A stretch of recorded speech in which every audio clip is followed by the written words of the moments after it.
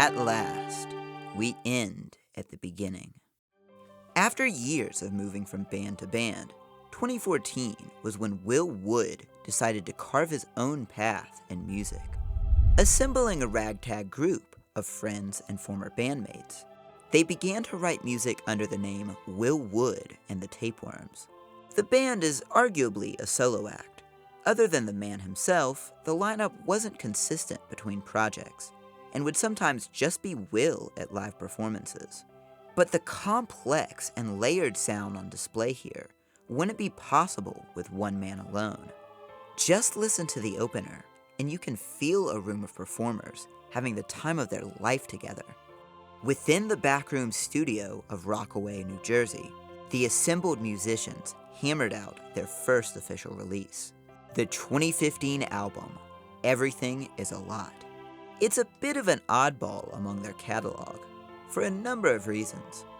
As their debut, it featured a lot of disparate songs the members had been workshopping for years, collected together rather than written intentionally for the project. This wouldn't be the last time. For example, stuff like Good Old-Fashioned American Depression was reworked into several tracks on the Normal album. But Selfish, Normal album, and In Case I Make It still adhered, mostly, to a singular vision. Amnesia and identity, compulsive social standards, growth and recovery. Here, I don't quite see a similar through line.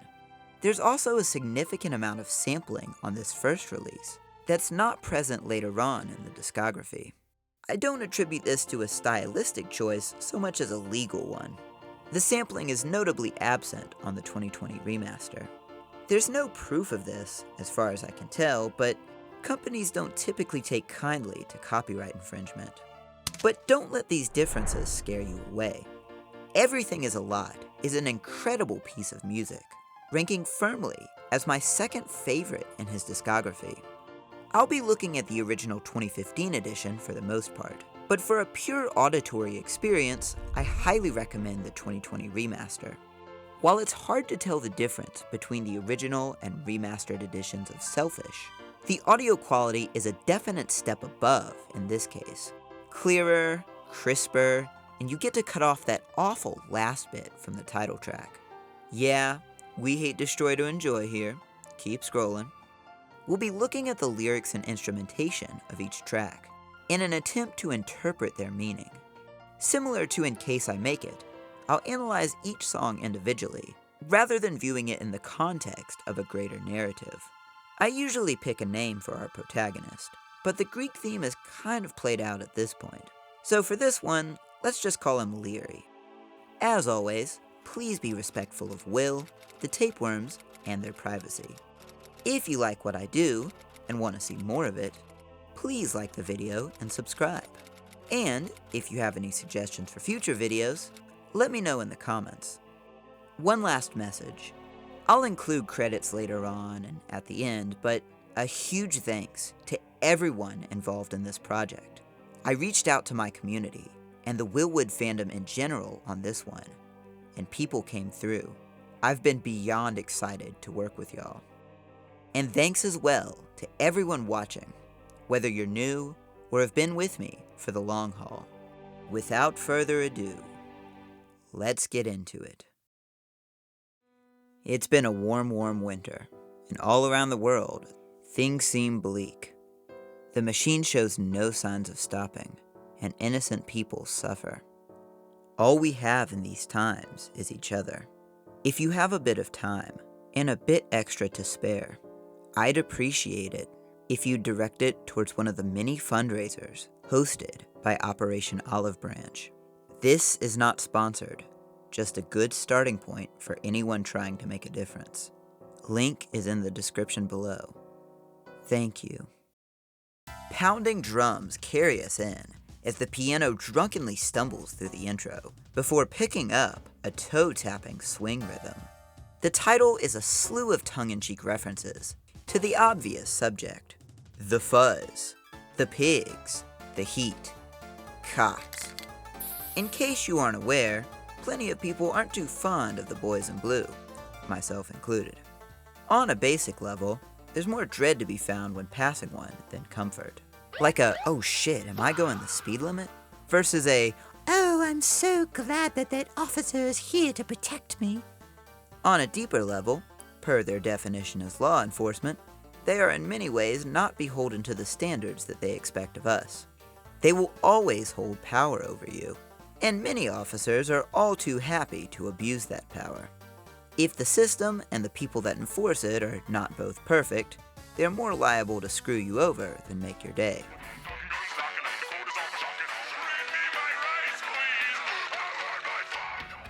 I could sit here and break down the myth of Americana, again, but you're a Will Wood fan, so you're probably already gay and hate the cops.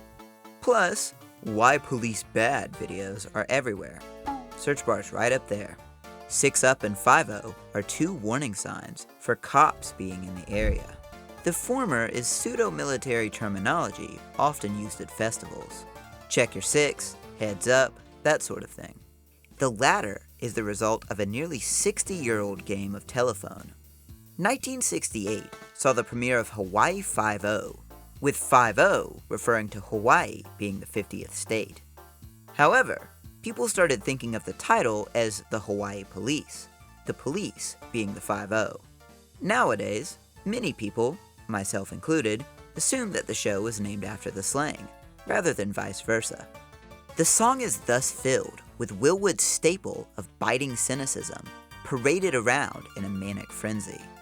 Of course, the imagery of police brutality and paranoia is only half the picture. Themes of substance abuse and its effects have permeated Will's discography. Selfish is The Hangover, Normal Album is The Horrors of Sobriety, and In Case I Make It is Recovery. Appropriate, then, that the first chapter of the quadrilogy is the thrill of addiction, poorly masking the nihilism underneath. It's more evident in the music video, where he's rarely seen without a bottle in hand. But no worries, the subtext will become text later on in the album. For now, we're left with a pretty succinct introduction to both artist and album. We're crazy, jazzy, drunk, and angry, because this place is a shithole. But hey, at least we're jazzy.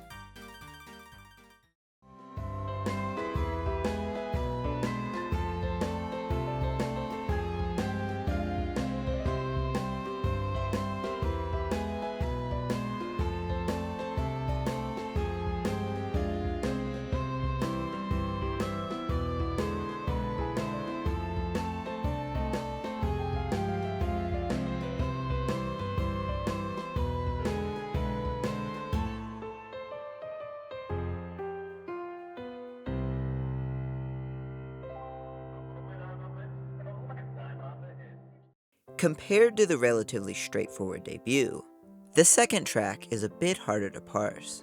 The meaning seems obvious at first, with the imagery and references to eating disorders, but Will's been pretty adamant that that's not the case. In lieu of an official explanation, I'll look at it from 2 different angles. The first is a song about starving yourself.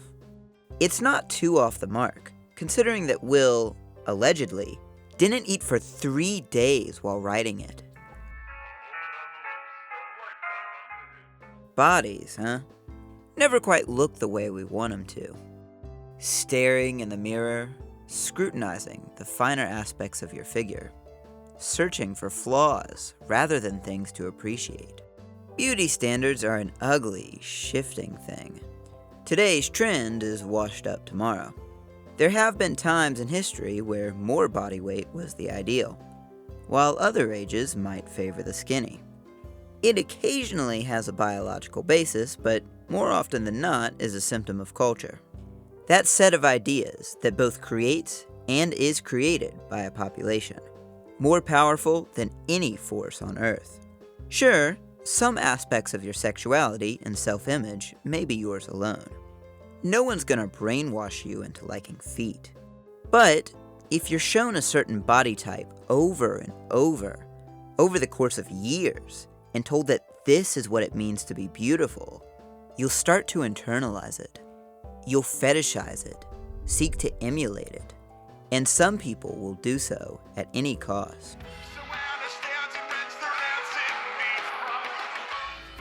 To see part of one's own body as rancid, something to be shed, while feeling the aches of your cracking back, illustrates the hypocritical view that this is in any way healthy. On the other hand, when I first listened to this song, my takeaway was a focus on emotional intimacy and vulnerability. When it comes to love, the ghosts on the inside may have chemistry, but we still have to get past the meat puppets on the outside. Once again, beauty is a performative art, having to flaunt and primp and preen just to catch the attention of that special someone. As a perfect male specimen myself, I've never had to struggle with this, but I know that others do.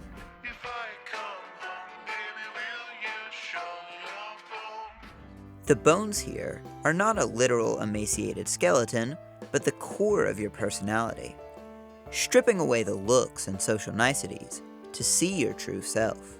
He wants to see the listener's inner beauty and be seen the same way.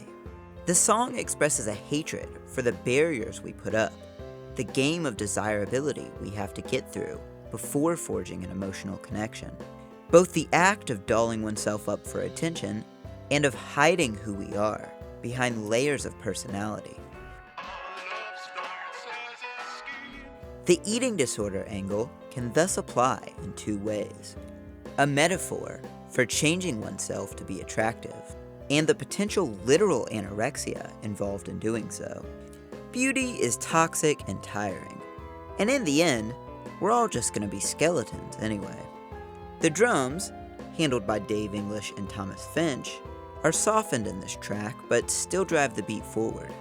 In a more intense song, I'd compare them to the chugging of a train, but the gentle approach makes it sound more like rhythmically sweeping the floor.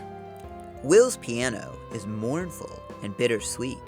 He has this falsetto that starts out soft and shaky, but gradually grows in desperation towards the bridge, before letting out a harrowing scream. It's all pretty good stuff, landing at second best on the album.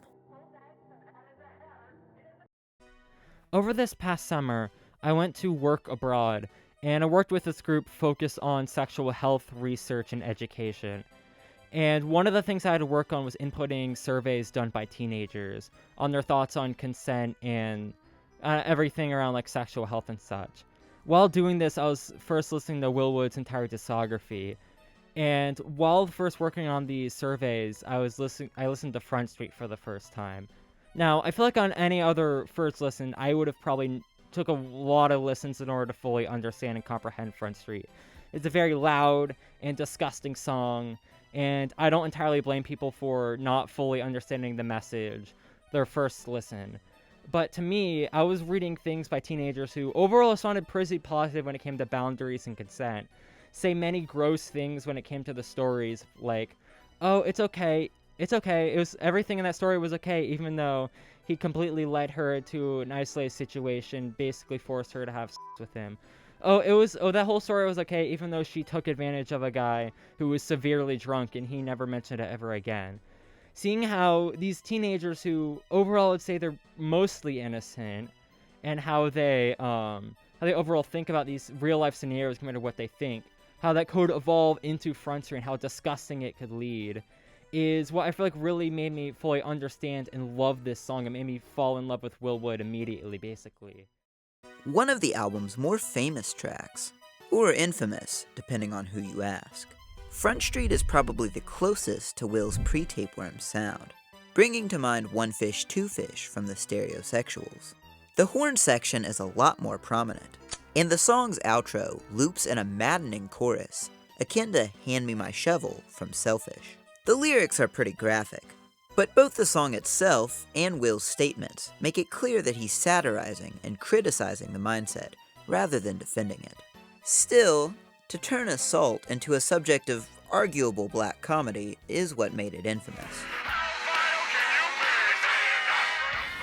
Leary depicts himself and his surroundings as grotesque. A shark on the hunt in a dark, smelly room. The alcohol flows freely, and a sip from an unassuming drink could be the last thing you remember. He openly admits his intentions, unafraid to stalk, drug, and abuse women who wander into his den of depravity.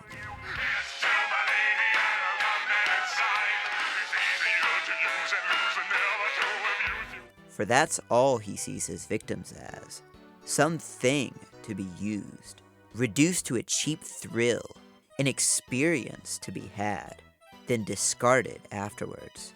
It's more worth it to lure someone in and deny the deed afterwards than to miss out on the chance of doing so. For what is there to fear, he says. Who would believe her? She could go to the police, but besides what we've already established, it's usually a boys' club, less likely to take an accusation seriously, possibly staffed by men who've done similar, men who have friends that have done similar. While the behavior on display is a widespread problem in general, Front Street wasn't written in a vacuum. There is a dark, dank, dismal, disgusting place, deep down within the black and bitter heart of Binghamton, New York. As the good people of Genius Lyrics and Reddit have deduced, Front Street in Binghamton, New York is home to a few bars and frat houses for nearby Binghamton University. And while the remaster admits it, the original features audio from Always Sunny in Philadelphia, where Dennis rants about being mistreated by his old frat brothers. Coupled with the tongue-in-cheek line, Greek to me, it seems especially a satire of fraternity culture, the prevalence of sexual assault, with many people willing or encouraged to help cover it up. These organizations want to maintain a clean, professional look, but also paradoxically appeal to hypermasculine dude bros. This results in a pretty nasty open secret. Universities are fine hosting Greek life, but no one expects safety going into a frat house. I heard vile stories in my college years of student orgs sweeping stories like this under the rug, and those are just the stories that went public.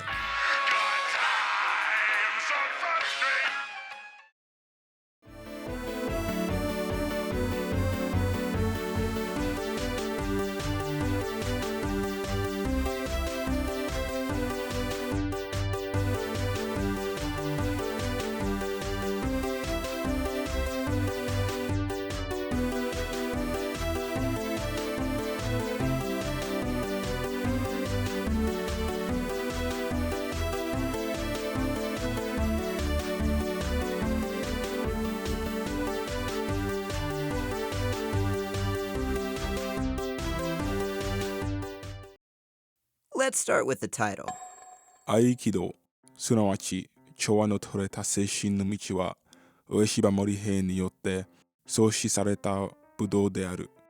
他のいくつかの武術を融合させたもので相手に危害を加えるのではなく、エネルギーの流れを変えることで身を守ることに重点を置いている。Neuroticism is a complex personality trait, but typically correlates with a more negative outlook on life. Seeing the glass half empty, and probably spiked with rat poison, cause why wouldn't that happen to me? And finally, eroticism is the art of smashing the best bits of our bodies together until we feel good about it.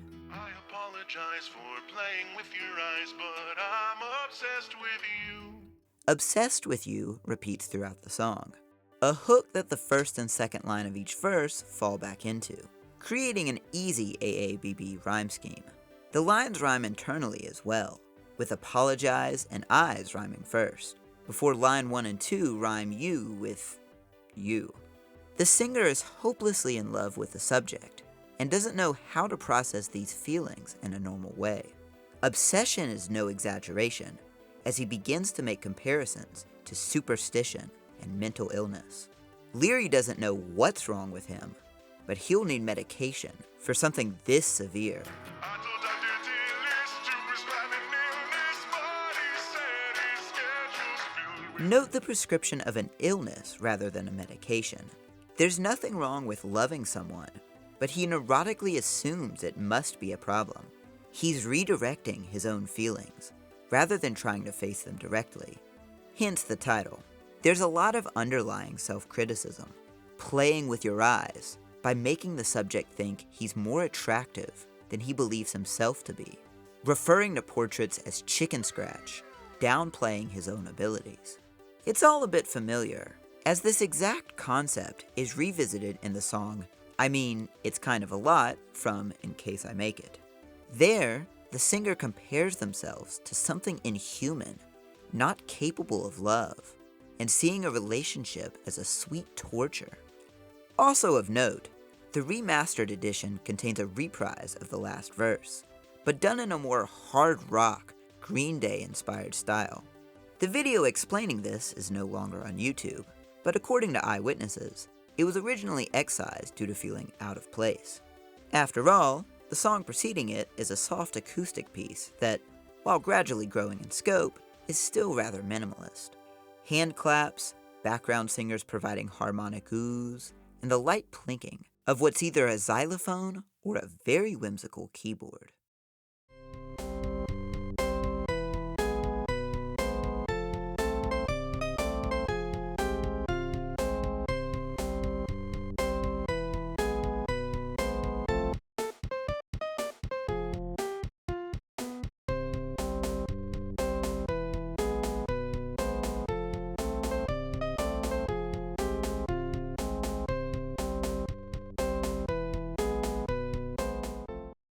This song's about sex and being horny. No other way around it. Though I will take this moment to appreciate Miette11 from Genius Lyrics, who interpreted the song as a bus ride. Where do you get off being, which stop do you get off at? Best shit I've read all year.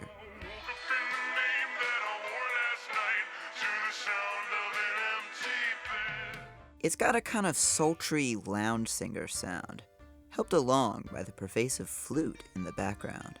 Leary wakes up after a night of passion, a one-night stand with a woman of mystery, only to find that she's vanished. Or perhaps she was never there to begin with. Either way, he wakes up alone, head filled with fantasies. I haven't gone enough into this album's inventive language, mainly because it's pretty par for the course when it comes to Will. He's always tucking so much wordplay into each line, and not giving you half a second to process it. Raising stakes from a cash cow? Heart bluer than my balls? Classic.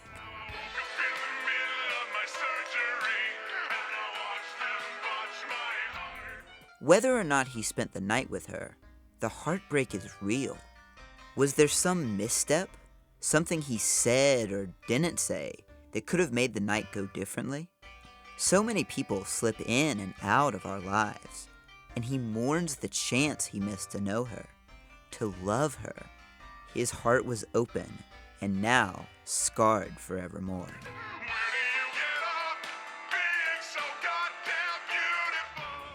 The ways he refers to this mystery woman are at times bordering on violent. Him as a victim at her mercy.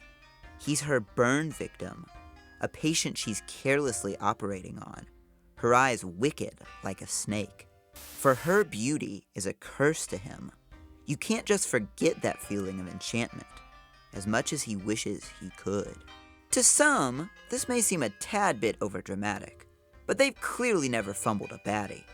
That's the type of shit that'll have you waking up in a cold sweat years later, thinking about how stupid you sounded, or how any other shirt would have been better. It's a necessary experience, but a painful one at that. I've enjoyed working with others on this project. I was surprised by how enthusiastic people were to be featured in my video. Granted, it's probably because it's Will Wood, but I'd love to do this again sometime. If you ever want art, music, or contributions of any kind to be featured in a ravsucks video, just let me know. You can always reach out to me on Discord at the account of the same name. If we put our heads together, we can make amazing things happen. For now, back to the show. A lovely piano hook holds our attention for a bit before Dave English comes in on drums while Will begins to croon. The drum work has consistently been good, but track 6 cuts the band down to Will's piano, Dave's drums, and a backing chorus, making it really stand out. Doubly so when each hit accentuates the vocals. What can I say to convince you to sleep? Leary's made mistakes in love, and now he finds he's lost it. His partner has left him, and given the mention of not doing her harm, it seems to be his fault. But whatever he's got to do to prove that he's changed and get her back, he's willing to do. One could picture this song as a desperate begging, musically prostrating himself before her in hopes of reprieve from this heartbreak. Say you still hurt, and you haven't turned into someone who could never love me again. The phrasing of this opening line tells us a lot about Leary's mindset. Not just that he misses his ex, but the way he sees her. He thinks that her moving on is some metamorphosis into a different person entirely. He wants her to stay exactly as she was, to recapture exactly what he once had. But anything broken and repaired is not the same as it was before. They wouldn't return to a relationship as the same people. Whatever he's done, he fears that the person she's become would never take him back. I don't need you to be with me, just try to remember what you see in me. As the song progresses into its second verse and chorus, his intentions change. He can't just slip back into her life that easily, and asks what he can do, what words he needs to say to convince her that he's different now. He's willing to give up on love. If they could just be friends and bury the hatchet, there would at least be something. As the title and chorus state, he'll settle for just a little bit mine. Any amount of her in his life would be better than where he's at now. The chorus is also emphatic about how crazy love has made him, something we've seen shades of across the past 2 tracks. It's hard for him to be normal about someone he loves, the feeling turning into obsessive addiction. He feels as if going cold turkey would kill him. God knows that I could use a friend.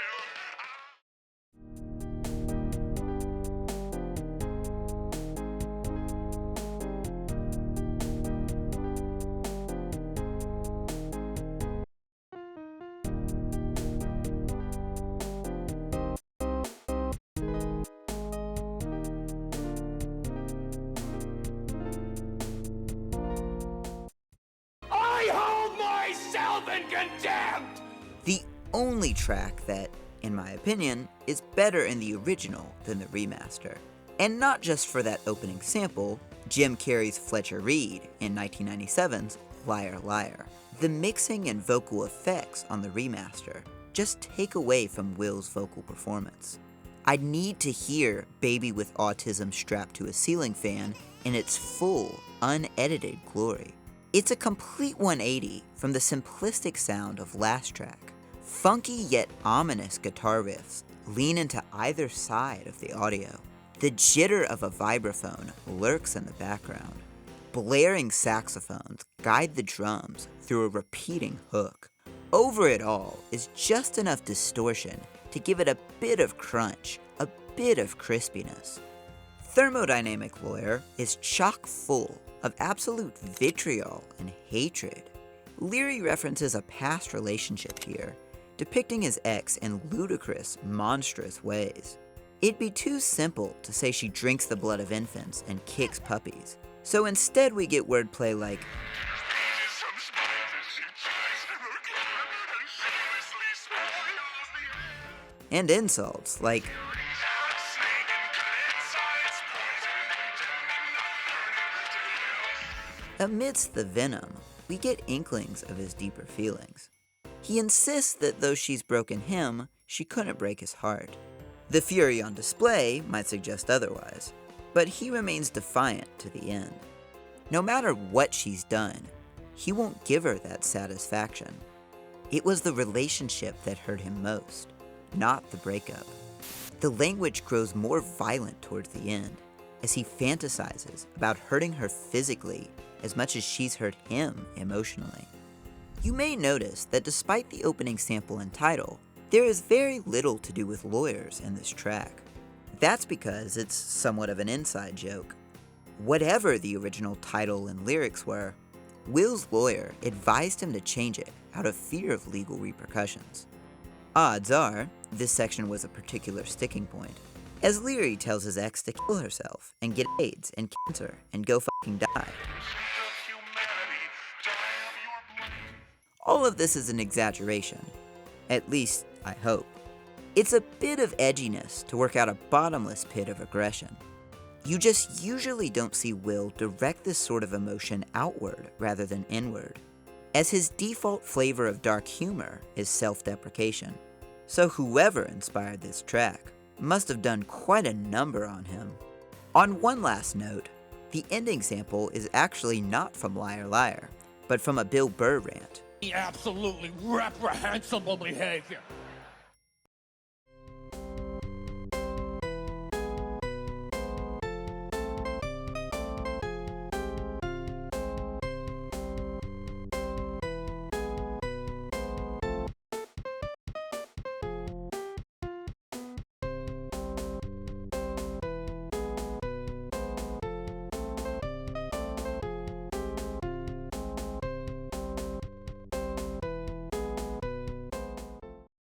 A terribly underrated track, as I don't see much analysis for this one as I do elsewhere.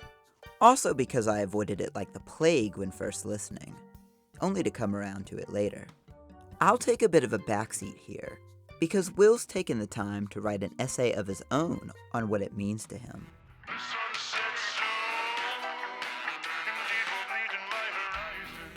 As Will has stated during live performances, the titular Red Moon is his menstrual cycle.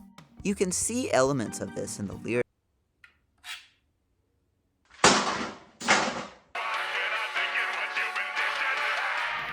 He has also said, likely much more seriously, that it's an abstract piece about the hedonic treadmill. Coined by psychologists Brickman and Campbell, the treadmill theory posits that no matter what changes take place in your life, you'll eventually return to a baseline state of happiness, a default state that lets you maintain stability despite the world around you. Whether that's not getting overwhelmed by an abundance of dopamine, or trying not to fall apart when everything is...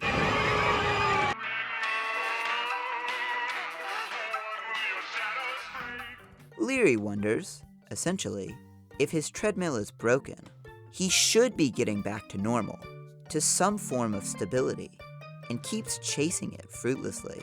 Yet the dour times never seem to end.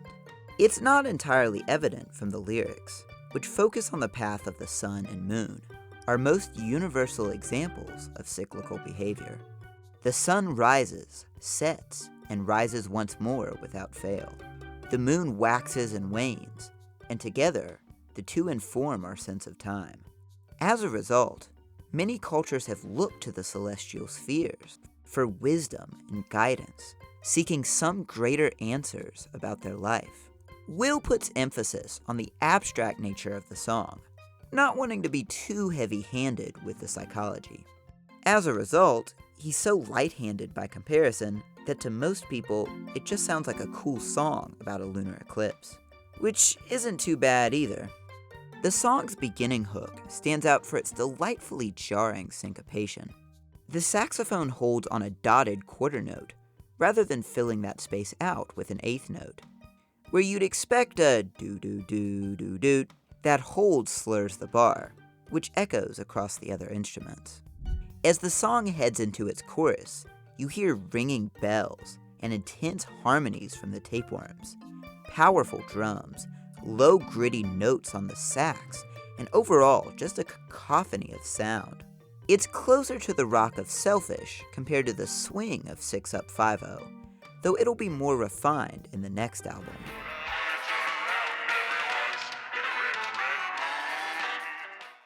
Do you like witty writing, technicolor art, and the anime of yesteryear?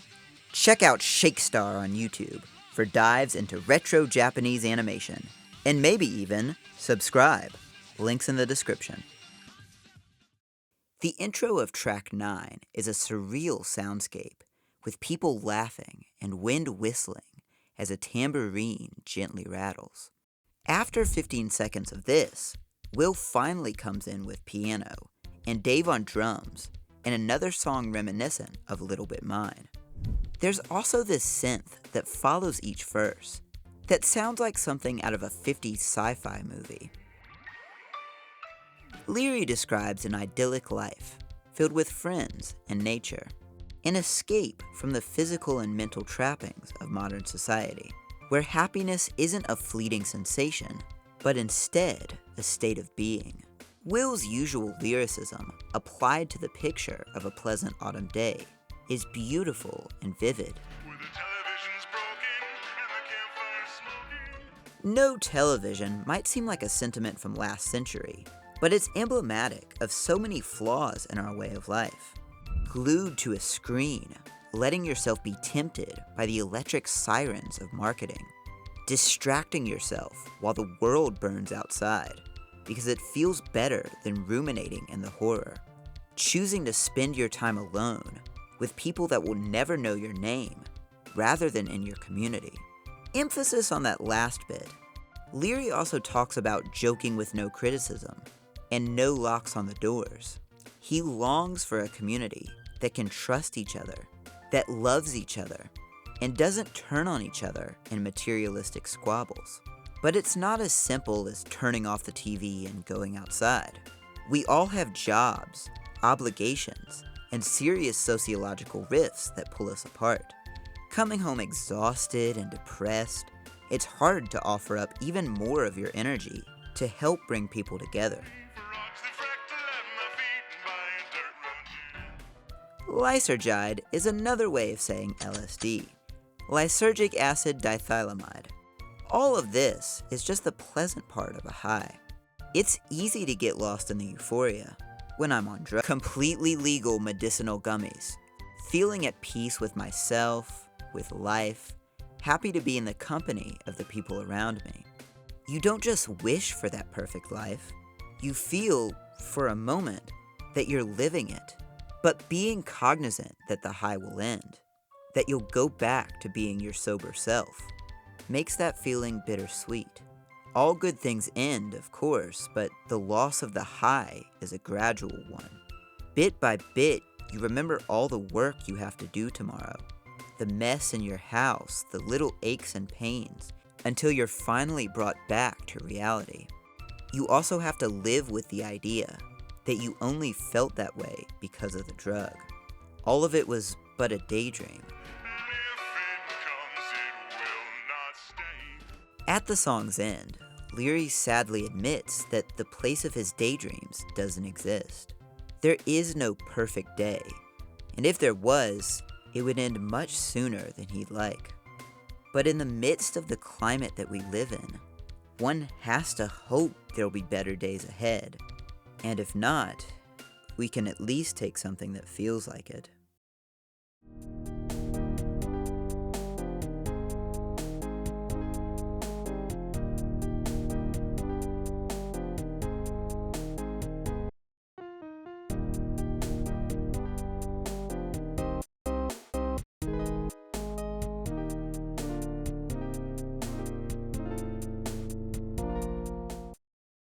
The ominous backwards chant at the beginning, when unreversed, is the Serenity Prayer.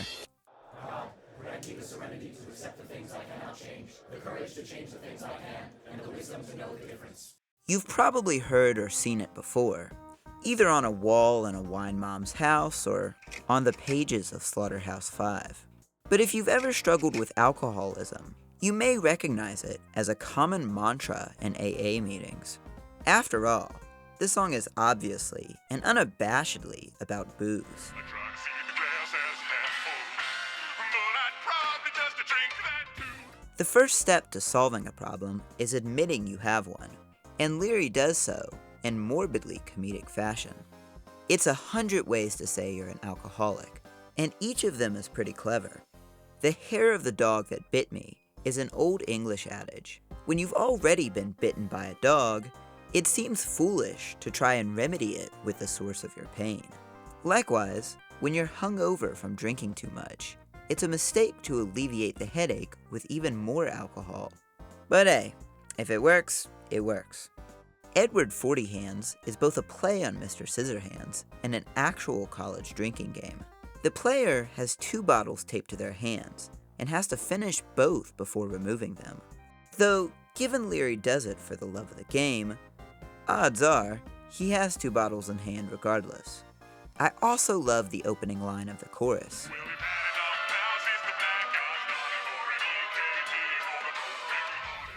A blackout in both the electric and mental sense. The former setting up the EKG joke, and the latter because, well, he's far past the point of being conscious. The electrocardiogram is to make sure he's not dead, but also puts his heartbreak on display. Possibly what drove him to drinking in the first place. Musically, this is one of the jazziest and catchiest songs on the album. On first listen, I was entranced by the piano's fluttering arpeggios. But the real standout stars here are James Horvath's tight riffs on guitar, and the rest of the Tapeworms singing harmonies. There are a few sections where no piano plays at all, carried entirely by a back and forth between James and Vader Boris on bass, with Tom Finch behind them on drums.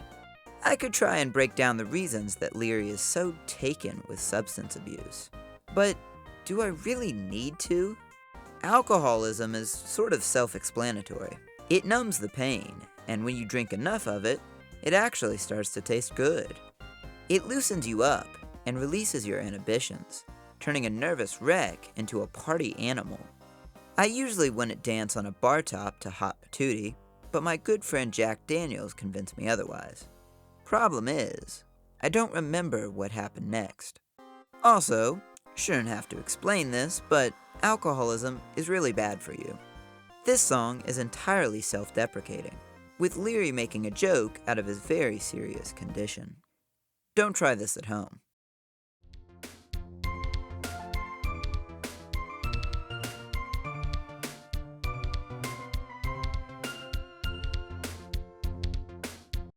There's a lot to unpack in this title, depending on how deep you are in the Will Wood iceberg.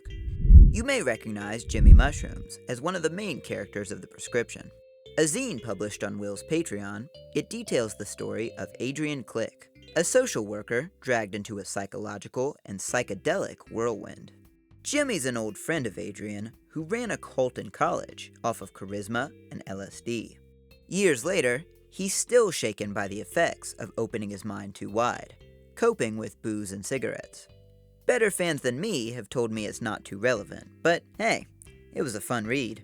It's also a thinly veiled Jimmy Buffett reference, made even more clear by the title of the live version. Wasting away again in Booproprionville. Do-do-do, True to its Margaritaville roots, the song opens with the sound of waves gently crashing atop the sand, and seagulls flying overhead. Is there anything left to escape but life? Tracks 9 through 12 form a sort of arc about the various stages of substance use. Lysergide Daydream is the pleasant euphoria, overshadowed by its impermanence. First Step is a giddy buzz, very aware of its self-destruction. Jimmy Mushrooms is the hangover, the depressing feeling of sobriety. And Chemical Overreaction will be the bad trip, when the feeling overwhelms you. But I'll tell you what, I'm not afraid to die. I'm more afraid of what might happen first. The mood of the song begins as melancholic, but gradually grows more despondent over time. To Jimmy, life feels useless. Anything good is fleeting, and no matter what you do, you're just gonna die eventually. But it's not a bunch of fun moments and then you stop existing. You have to persist through the work, the hard times between each moment of relief. You wake up and face a wall of 8 hours of pain before you get time to yourself. Not to mention bills, errands, upkeep, etc. But we go through it anyway because we have to. You can't just shut down and the world won't cut you any slack. Towards the end of the second verse, Jimmy alludes to going for a late-night drive. Jimmy, you're fine. End of the line, gaining speed, wrapping trees. The phrases "wrapping trees" and "end of the line," alongside the title, all imply the worst.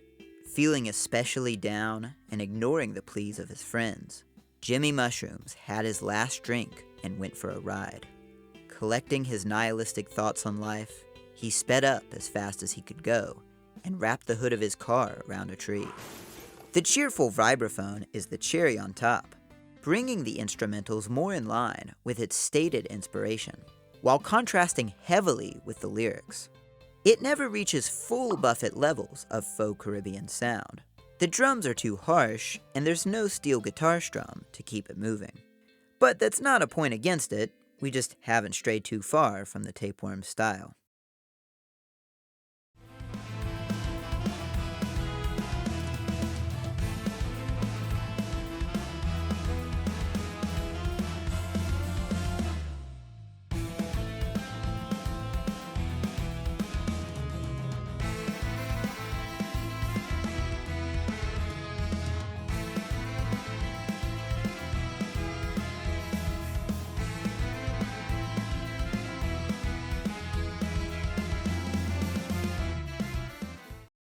We can't stop here. This is bad country. Hands down, the best song in his discography. It's the type of song to just turn up all the way and lose yourself in.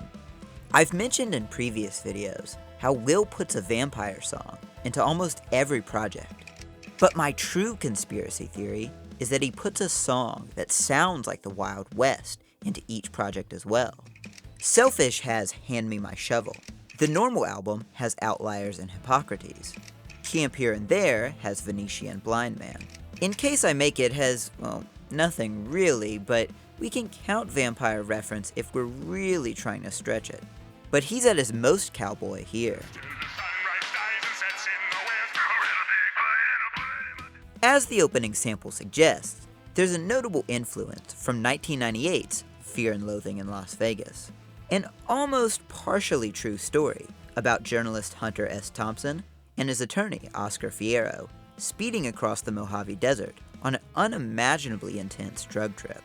It's the perfect look inside the mind of a tweaker, set against the sinful landscape of Las Vegas.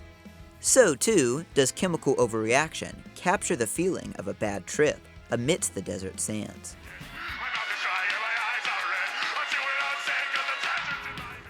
James tears it up with intense, echoing electric guitar.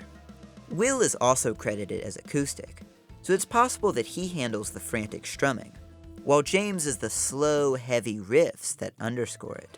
The singing, as characteristic of Will's screaming songs, digs deeper into his lower register, with a more gravelly tone, slower pace, and less enunciation.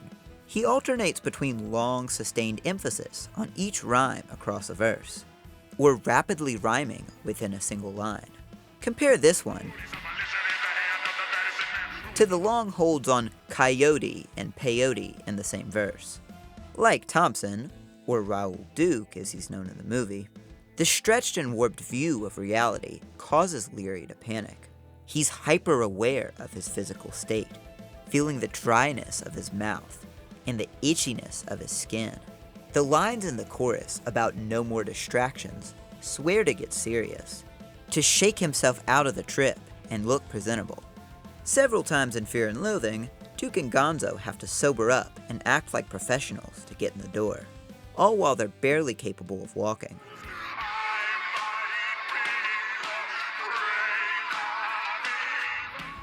The last section sees us come down from the high, as Leary begins to weep about what his life has come to.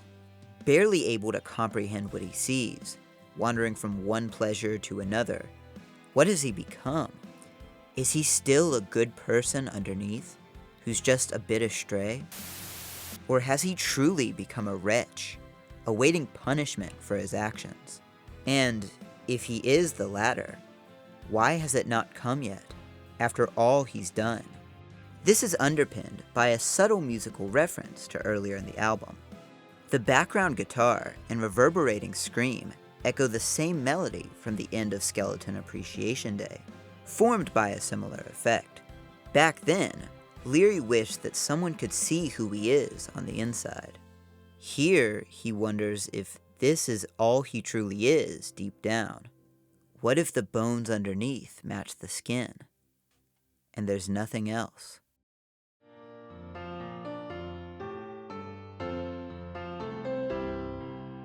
Night sky, I wonder why I am alive until I die. I find that at this size, no answer can be right.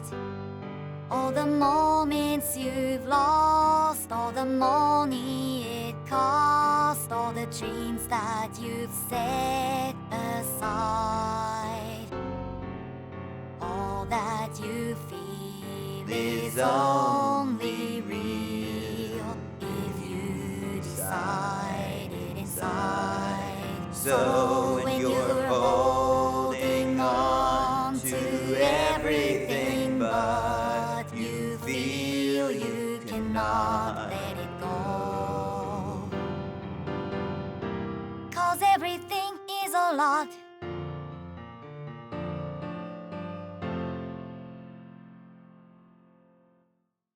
Everything calms down after track 12, subsiding into a gentle piano, with the whirring and buzzing of a construction site in the background. On the original album, this is the last track, while on the remastered version, it's split into two. Following the title track proper is what's called a hidden track, not to be confused with a bonus track, which is an additional song limited to certain releases of the album. Rather, this is a different song entirely that's included as part of another song's runtime. Take the reprise of I'm Dancing in the Show Tonight on Ween's The Mollusk. You'll see it referred to as a separate song, but as far as album listing goes, it's tacked on to She Wanted to Leave. Same goes for Can You Take Me Back, which is part of Cry Baby Cry on the Beatles' White Album. Here, the hidden track is Destroy to Enjoy. For the most part, it's 2 minutes and 20 seconds of construction sounds. No music, nothing slow and subtle like the synths on Pink Floyd's Echoes, just a bunch of distant saws and drills. I might forgive it and just skip past the midsection if the actual song part was catchy, but it's just a bunch of chanting and discordant synths. Go ahead and throw your tomatoes now. I'm not too fond of music that's artsy but not pleasing to the ears. I listen to music for the serotonin boost, which makes me favor the pop side of the spectrum more often than the esoteric stuff. But I digress.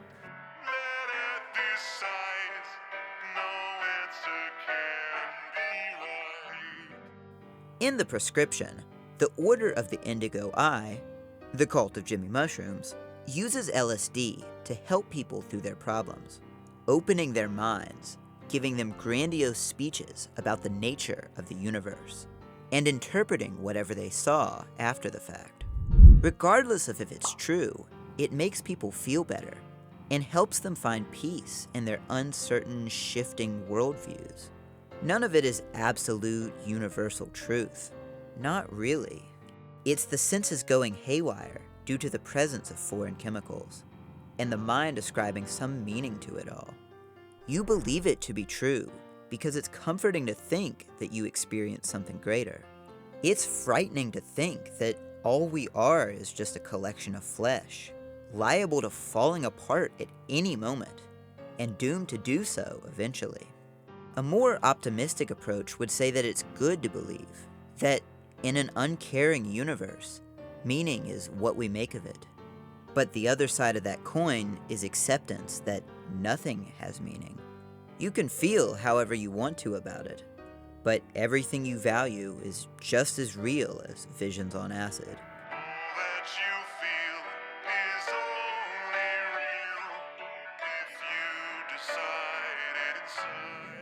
As we discussed before, you can't just shut down.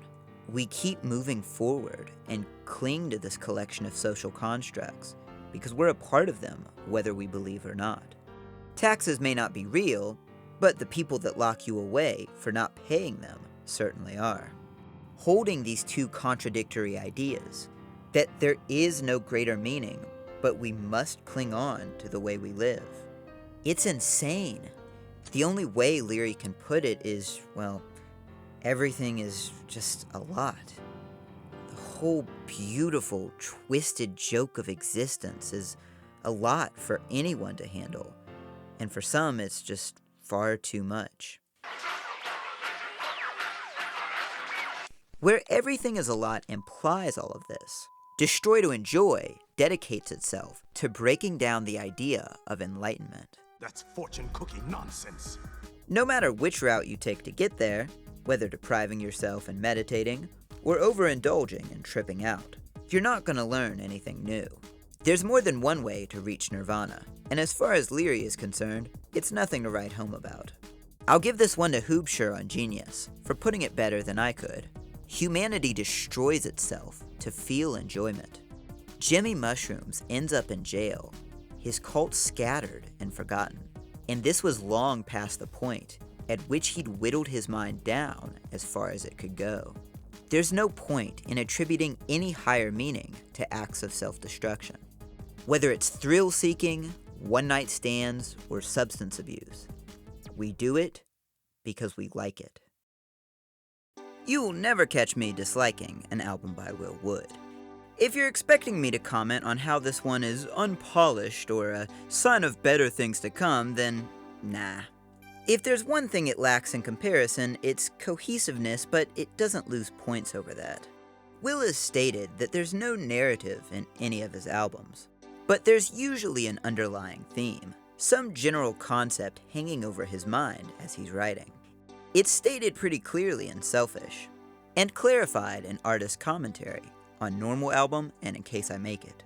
But as a debut album, this is more of a showcase of his general vibe around 2015. Snazzy, jazzy, horny, and moody. Not that these no longer apply, just a bit more in moderation these days. In the best way possible, it's also an album clearly written by someone in their early 20s. It tries 14 different sounds, is angry at the world without fully solidified reasons, and thinks life is over when it's barely gotten started. The Normal album also tackles a lot of social issues, but has a better idea about what they are and how deep they go. We start off strong with predatory frat guys are disgusting and beauty standards are toxic, but it's a few years before we make it to American society is built on violence and psychology is an industry and harms as much as it helps. It also starts the conversation about self-destructive hedonism, but is early enough on to still revel in it. Selfish's chaos was focused to an intellectual spear point, diving headfirst into psychology and philosophy. But Everything is a Lot is the hard-partying canvas on which he'd later write his thesis. Not necessarily a story of how we got here, but the definition of where here is by the time Selfish comes about. I don't have many more words to describe it, but for the last time, it sounds really good. Excepting Destroy to Enjoy, it's a no-skips album, which is an honor I rarely bestow. You've earned your place alongside Spice World and Hypergroove 1. Congratulations. Assuming that Will doesn't have another album in the tank, there's only one more Wood video that I have planned. The 2 original songs from In Case I Die and the 4 vocal tracks from Camp Here and There will likely have a mini dive of their own. Sort of an anthology, like this one was. Hopefully it doesn't take me another year this time. If you have any suggestions for other music in the meantime, feel free to leave a comment, and I'll add them to the growing pile of unmade videos. One day, I swear. And Will, if you see this one, I do hope you enjoyed it. No hard feelings, I hope, about using my flashlight at a concert.